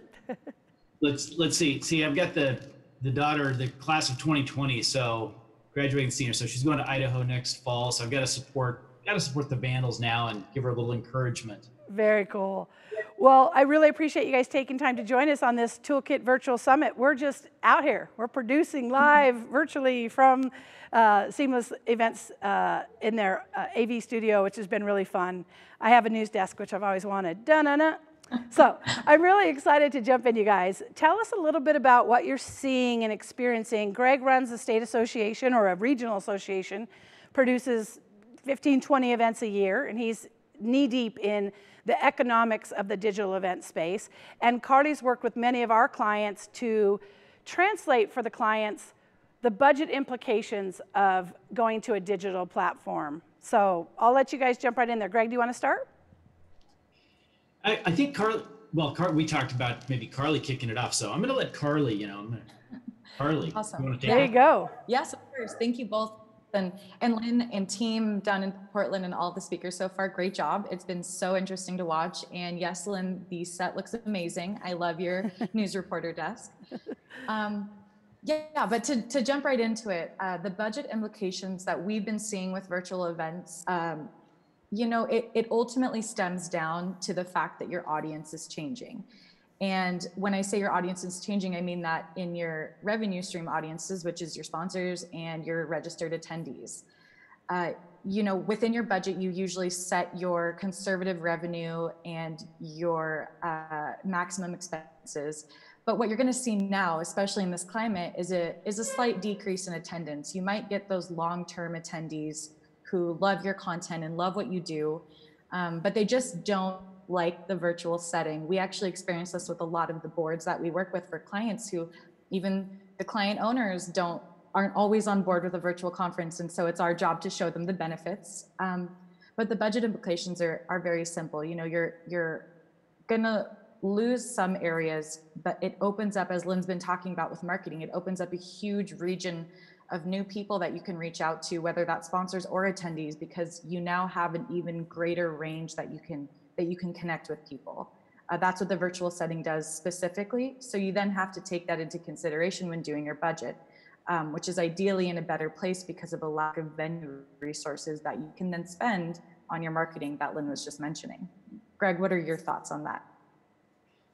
Well, I mean, to your point, Carly, one of the things that's very interesting, sort of the new normal now, we are making money so far. We're making some money on some of the smaller things we've done. We kind of launched in and had to really shift as a lot of people, and we decided to launch what would normally be our lunch program, and we made money. Now, part of it was we offered it free to members, and we charged non-members, and obviously sponsorship is sort of they're intrigued with the opportunity, but we're trying to be cautious of what's free. And I was really intrigued by your last presentation here, Lynn, just 20 minutes ago, just talking about the nuances of what's free, what are people willing to buy, et cetera. But we're trying to make sure we don't underprice, because what we're concerned about is what happens when we go back to a face-to-face meeting. That's what we do. I mean, will they still pay that premium, or have we shifted their expectations? So we're really going to look at that new member, or it's free to members, at least for some of our events, and charge others, or maybe free to an audience that we're really trying to attract. Sponsors that we're seeing is, we've got to be cautious not to undersell and drop their costs so low because either they try to negotiate that or we give it away. We've got to provide value. We've got to find new value propositions and really stress that. We're looking at bundling with other conferences. Maybe it's a conference that's next year that's going to be face-to-face or this fall, hopefully.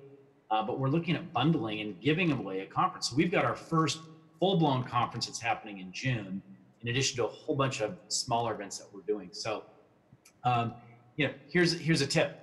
We're going to, finding that value for sponsors, we're going to do a lot of polling in our breakout sessions. So we would do a session that has 4 tracks, some keynote speakers. We're going to pre-prep the polling questions, get that data, and only provide it to sponsors. So we're going to get real new data. And so if you're not a sponsor, you're not going to get that information. So it's something that sort of came to us as sort of in a brainstorming session. So now we've got to try to execute on that. But I think the sponsors are going to be thrilled with new information that we're trying to get. Again, other implications, how much to spend on technology, sort of the new normal. We're social creatures, I think. And so we've got to make sure we don't overspend on technology, thinking that we're never going to meet face to face. So I think we've got to be very cautious on how much we bite off on our spending. I agree, and I think that the budget portion of that, and Carly has been doing an amazing job of this, is to create scenarios, right? Budget scenarios. What if we only have 50% sponsorship? What does that do to our bottom line? What if, we have 3 times the attendance because we are now digital? Creating those different parts and pieces of a budget scenario that really inform your bottom line is super critical. So Carly, do you want to talk a little bit about some of the interesting, eye-opening things you've found when you do those scenarios, like what it does to the bottom lines with this digital space?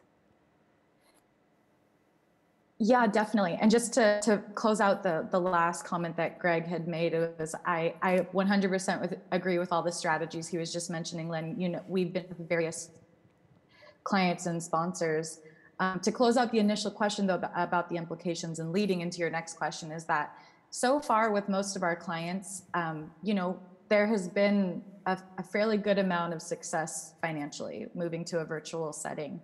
That's not a straight line because that's not all events are. Of course, your attendees and your partners and everyone involved's opinions are of the utmost importance, which is why we do those post-conference and event surveys. But ultimately, it looks good depending on what your expenses are and what platform you're using and what type of organization you are. You can make it work for you, and that's what I've really been finding from a small career day for a local business to a huge, typically $1,500 ticketed event. So talking about the budget scenarios, that's one of my favorite things to do. If any of you were with us last time we did Toolkit, I said the same thing. But I find it so interesting to do the different scenarios of what you could run into. The most important thing to think about is that when you're looking at your ticket price, what I've learned over the years from Lynn is that it's always a 60-40. So 60% of your ticket price should always cover your hard costs, which includes your venue, your AV, your catering, anything you can think of that would currently now be gone. And then the rest of your ticket price, or even more, if you feel that way, should be focused on your content, what that value is. So when we do our virtual budgets, we change our ticket price in that way. You can always up later, but again, revenue should always be conservative. So we do the 60 approach and make sure our new tickets are only 40% of what they usually are. And then when we go through budget, it's a huge, it's a very different feeling, a huge sigh of relief when I get to take out all of our biggest ticket prices to see that change, which is, it's exciting for someone who loves numbers. But you have to take into account all the important things. Right now, everyone Lynn is working with, all of our amazing sponsors, we still need their support. Just because your venue rental cost is gone doesn't mean that you won't still have an AV studio that you need to have the beautiful setup that Toolkit has today. And, catering for your on-site staff is something people don't often think of. And Gregg actually mentioned to me when we were prepping for this was your staffing costs that still come up. So your expenses do get cut down a lot, but if anything, that gives you room to amplify certain aspects of your event that you might not have been able to afford previously. I think that's so Lynn, true, Carly. And I know one thing, Carly, you and I have talked about is I had an event, it was a millionaire club event, and I asked one of the millionaires, he ran a fire safety conference. I said, tell me what your most important business tip. And he said, deal in percentages. And I found that so interesting because oftentimes you'll look at a number and it's not in any context. And when you add percentages to your conversations, it's very informative. And one of the things that we saw in a lot of Carly's client scenarios was that we were running a 40 to 50% profit margin on the events. And all of a sudden we do the scenario where it's digital and we were in the 70 to 80% profit margin. You know, again, that may change. I had a client come to us this week and say, I don't want to charge for any of the conferences. I don't feel right. Everyone's doing it free. We want to do it free. So we just took our income bucket and just took one completely off the shelf. And she was banking on the fact that she'll have more reach, therefore making it more valuable for the funding partners, the sponsors. Gregg, what are you hearing around ticket prices for your conferences? Yeah, ticket prices, well, we've dropped them considerably, and we've used some of your suggested modeling on what we should charge. So far, we're getting some people signing up, so I think that's a good thing. I think time will tell. I don't think we know, and I think we're going to have to go back and really just gauge it based on our tracking compared to other events. So if we track 6 weeks out on sales, how are we doing with the new pricing model?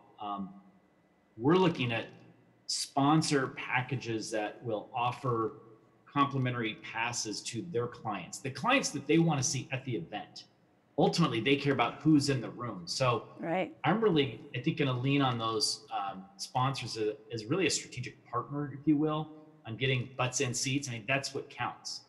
Sponsors will be there.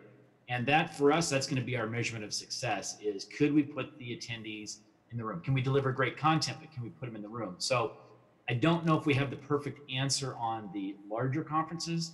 I think the smaller ones, what's interesting is we gave away the first lunch free to members, charged non-members. We had 225 people sign up. And that was a really big number for us. A normal luncheon might put 50 people in a room, 100 if it's really dynamite program. But we had non-members pay. So it's very interesting. Now we're not going to give it away. We're going to charge.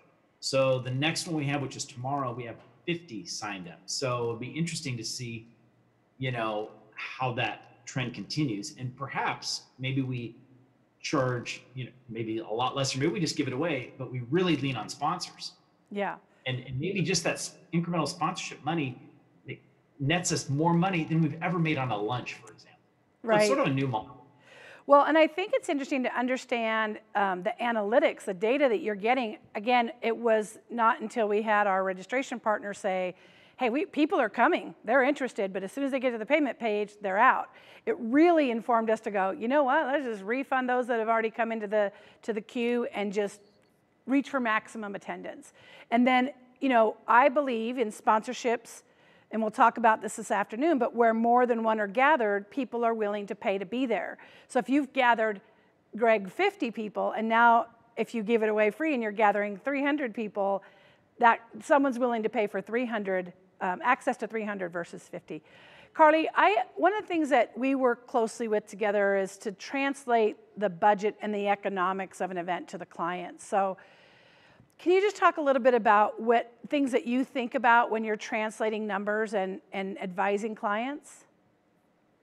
Yeah, so on a big scale, and not just something I do for a virtual setting like we're in now, when I look at the budget, first of all, I only ever use equations to calculate my percentages and my ratios and the net profit and the cost per person and all of those little pieces. But what we do when we evaluate the budget at the end is ensure that the picture that we're painting for our clients and even our sponsors, if they want a breakdown of where their sponsor dollars went, is to ensure that there are accurate reflections of everything that it was cost, and then what that does for them in the long run. So what profit are we bringing into them? What were the percentage of refunds that we had per event, to give them a better financial picture of where their attendees are at. And, you know, when those requests are coming in for refunds, whether it's sponsors or attendees, it feels like a lot because, you know, it's generally not the email you want to receive, so it sticks in your mind. But what's great to look at is post-event, when you look back, it's like, oh, well, there was only 2% of our attendees who actually reached out for a refund, which is great news. So even though at the time your client might be getting those refund emails and is very worried about it, the big picture is so important to remember that while there will always be the people who are not on the same page with the financial decision you make for conferences, you want to highlight for your clients or yourself, your organization, your board, whoever you're working with, highlight how it still is not what it seems. And that's what you can do with financial pictures, is really show the truth behind your event rather than just the attendee surveys that either come from the happiest or the unhappiest. The financial picture really gives you well, this is what it cost, this is what you made, and here's everything after your expenses are taken out. I have a lot of examples that I could go through of the various areas that I add into our event recap, but I won't go too far into depth with those. But it's just very important to always ensure that the financial picture is as accurate as possible, so that you as the planner and your client always know what your true outcome was, beyond just the verbal cues that you're given from partners or attendees, because it's important to combine the two together to get a complete picture of your event. I agree. So if I can just touch on that Yeah. a little bit, sort of these new costs, and I think Carly started touching on that a little bit. What's interesting is the whole model of walk-ups. That's a whole nother conversation. You don't really get walk-ups. That's a Toolkit Tuesday conversation, Greg. Walk-ups. But marketing dollars, I think you touched on it earlier. How do you really come up with a marketing strategy? So there's some marketing dollars that you may not have ever spent. Staffing, it's always the most under thought of cost to produce an event.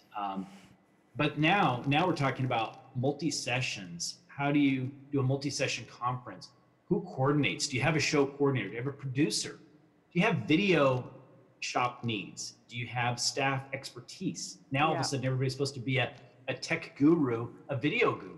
Even tech gurus aren't necessarily video, audio gurus. So what do you do with that? Do you contract? Do you look at good contractors to deliver a good product to keep that wow factor? You can kind of have an organic kind of, feel of an event, and that's fine because people expect it. But if you want to have that sizzle, how do you really? You did a great Toolkit Tuesday on how do you set the room, set the stage. I mean, that was fantastic. But now we've got to work with speakers, vendors. We have to train them. They are begging us for, I want to see a demo. I don't even know if I've got a camera on my computer. What do I do? Yeah. How do I do this? So now this hand-holding for, the content platform, delivery, the navigation, they want high touch. That's huge in terms of now your staff. So now your salesperson isn't just out there selling. Now they've got to hold their hand. I mean, we used to think it was a big deal to get a perfect logo for a program or a business card size ad. Now they want you to walk them through how do they upload content to a new platform? How do they present if they're a presenter? I mean, there's a lot of things that we've got to factor in the staffing. But the technology piece is another thing that we've got to factor as a budget. Lighting, do you have in-home lighting or not? Do you have microphones, cameras, background screens? Do you have better computers? What about Wi-Fi? If you don't have Wi-Fi, I mean, because if you have a technology screw up on a big event, you're toast. I mean, there is no, in a real event, you just run up there and give somebody a new microphone and say, we're good to go. Yeah. Well, go ahead, Carly. Yeah, I was going to say that's something Greg and I, we were talking about this earlier. All of those costs come in 10 times what they usually feel like. And on the note of technology too, when working in the budget, you have such a huge variety of platforms to pick from right now. From a free Zoom account to connect with your team to massive virtual conference platforms that have virtual trade show booths and 7 breakout sessions happening concurrently. You have so many different options that when you're planning for your budget, you need the staff to man all of those different pieces, even if you're just doing 2 of the various options that you can now do virtually. But that range is anywhere from $300 to $50K plus to have the platform of your needs. Yeah. And then on top of that, you have to add in those pieces that Gregg's talking about is, do you need tech support from the platform? Many of them do offer that, and they're very helpful. I can attest to that. But you have to make sure to think about those costs that are now coming in a different way, because you need more specialized assistance rather than, name badge checking in on site, which is hard work, absolutely. But it's just a different specialty that you have to look for a little bit more in different places than you normally would. Well, I was talking about the technology and the cost, and I'm going to certainly plug our partner here, Seamless Events. They're preparing these kits to send out to speakers to make sure they have a good recording environment. I mean, American Idol or The Voice they shipped everybody a cool light ring and the right mics, and away they go. So you can learn from those other media people and what they're doing. We do have a question from the chat room, Ilana. It's not a question yet. Right now we have from Brent an idea or a suggestion to add value to the cost of any future, quote, paid ticket registration to maybe add a modest percentage or factor in a modest percentage of that could be earmarked for, such as a COVID-19 type donation or something, or whatever might be appropriate. So just thinking about ways to add that value added back into if you do charge for an event.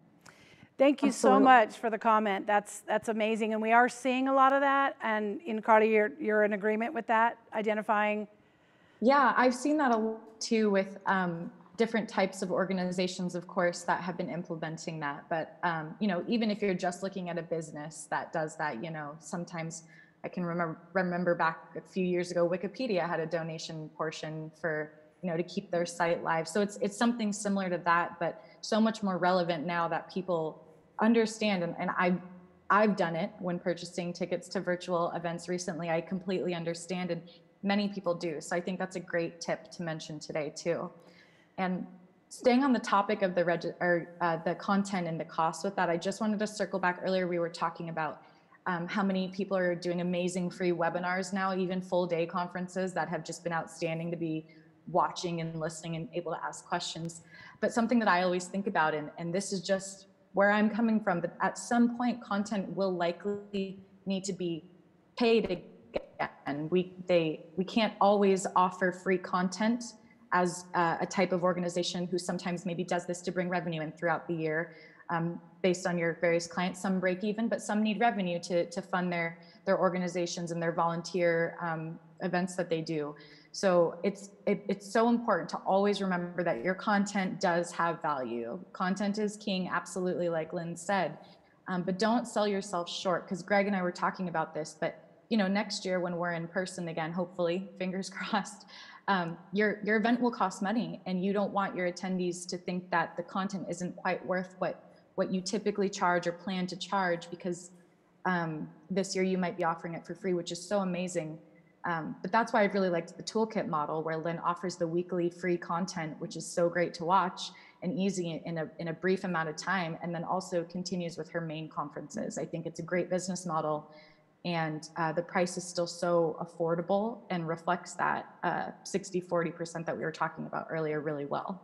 So Lynn and Carly, to dovetail on that, one thing that I'm starting to look at is how can we go out to a pricing package to a business and say, this price gets you any number of people to attend the event.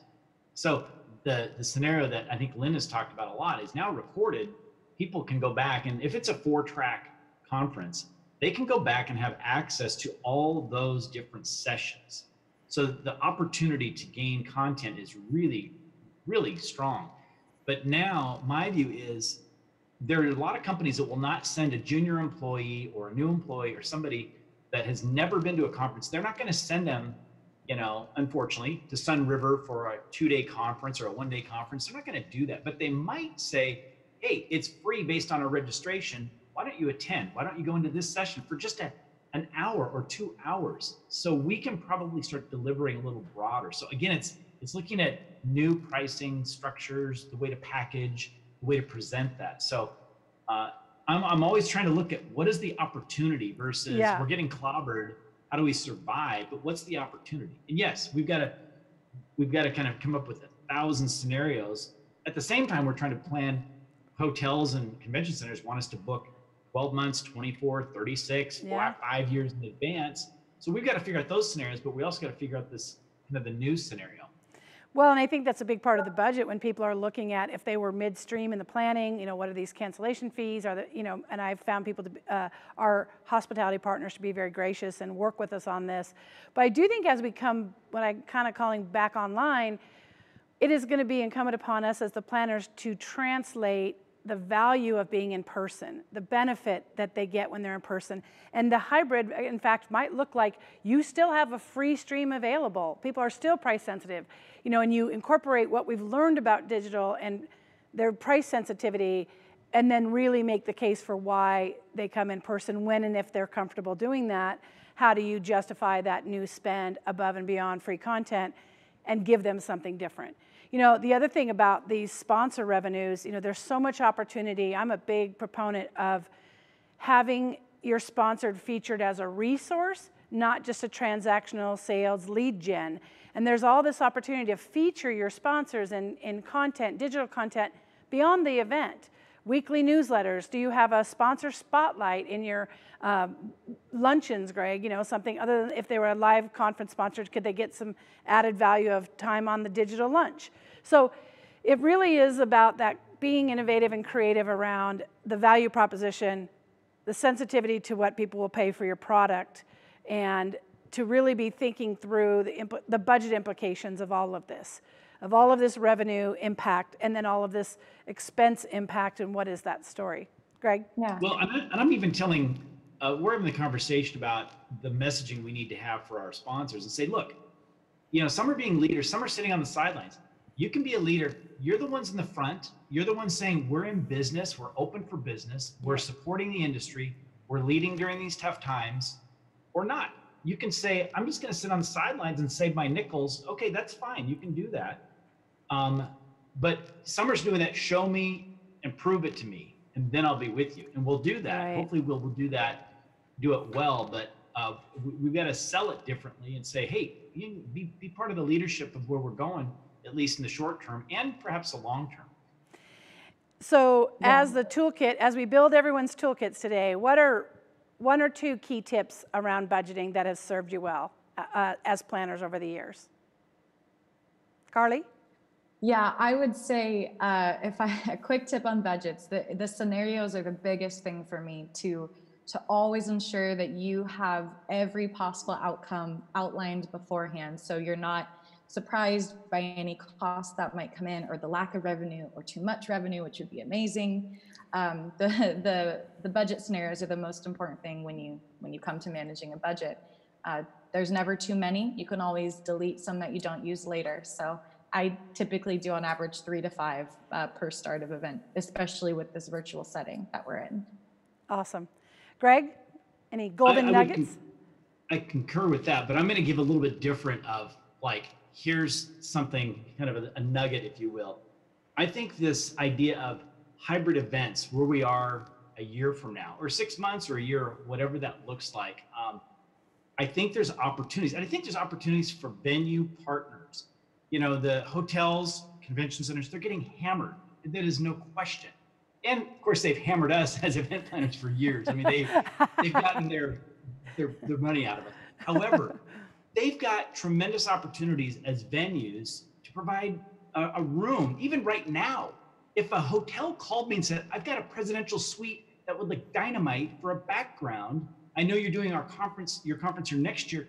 Why don't you come and use that room? I would be there in a heartbeat. Yeah. They've got bars, restaurants, boardrooms, all of those things. They've got that. So, but moving forward, I think we look at those opportunities to build these relationships. They're being good to us now, letting us out of contracts.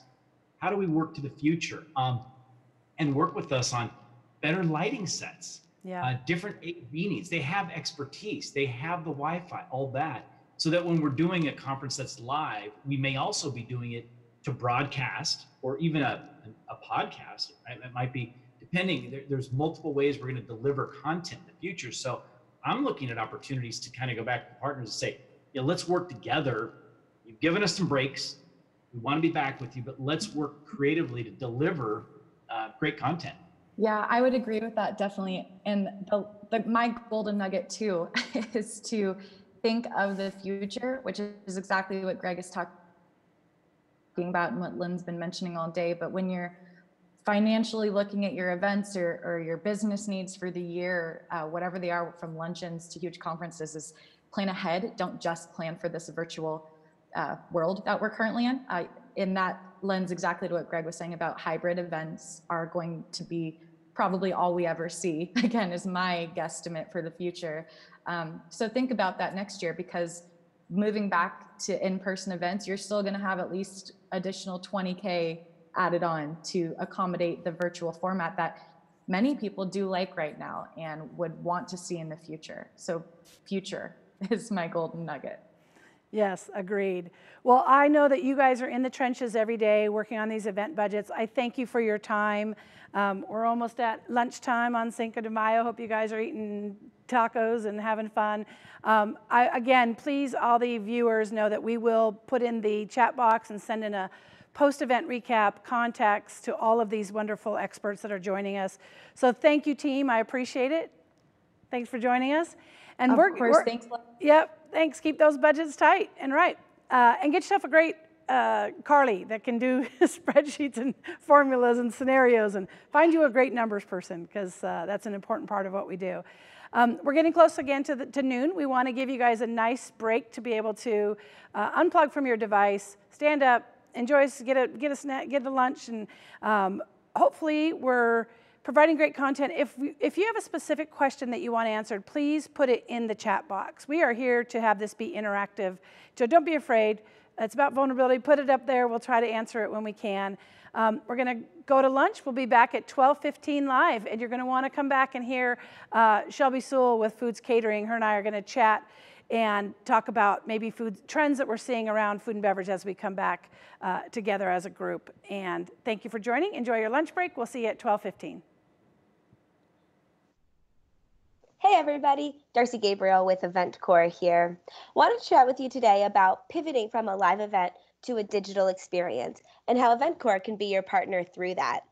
Through this time of quarantine, I've been talking with a lot of event planners, and I'm hearing a lot of the same frustrations when it comes to event technology come up over and over again. So if you resonate with any of these, you'll want to stay tuned for this 2-minute demo. The first one is manual workarounds. I'm hearing a lot of complaints around too many Band-Aid solutions, or just that imperfect, and a product might be 80% there or 90% there, but it's not 100% exactly what they want. Or there's very limited, it can do what they want to a degree, but it's very limited what it can do. Too many manual workarounds. The second thing is integrations. Maybe the product does have integrations with the other softwares in the event tech stack, but the integrations are error-prone or inaccurate or just unreliable, more frustrating than not. And lastly, concern about data and reporting. Reports being inaccurate, not having enough, not having accurate data, really not having that single source of truth. So these are things that EventCore can really help with. And I want to give you a quick snapshot of what our virtual tools might look like for your event. If you are familiar with EventCore, you're aware that everything that we do is custom built, so it's not one size fits all. But I'm going to show you an example of just a demo. If you don't like the way the demo looks, that's fine. Your site won't look like this. I'm going to try to go through this demo in just 1 minute. I'm going to time myself here. So I'm going to share my screen. Not going to start the timer until I do that, and start. So as an attendee, I might land on your event site here, get this great hub with the content at the top here, or maybe sponsor videos at the top. I can go down and choose what's next on my adventure here. Let's say I want to go to networking. Networking is great because that's why so many people love events. They want to meet people. And with a virtual event, that shouldn't have to end. I can go down. I can search by different people I want to talk with. I can scroll this list of the people that show up under my filtrations or under my searches. I can go in and I can request that meeting, select my participants, schedule the meeting, send the invites, and then go see all of my other meetings. I can also see a list of all these great sessions, click into them, get a description of the speakers and what it's about. And I can also tune in live using any of our video content providers. We are video content platform agnostic, so you can work with whoever you want. We do have a couple that we would recommend. That's it. That was my 1-minute demo. If you liked what you saw, let's schedule a one-on-one together. We can go through and see how these things can be, we'll A, do a deeper dive on them, and then B, see how they can be customized for your event.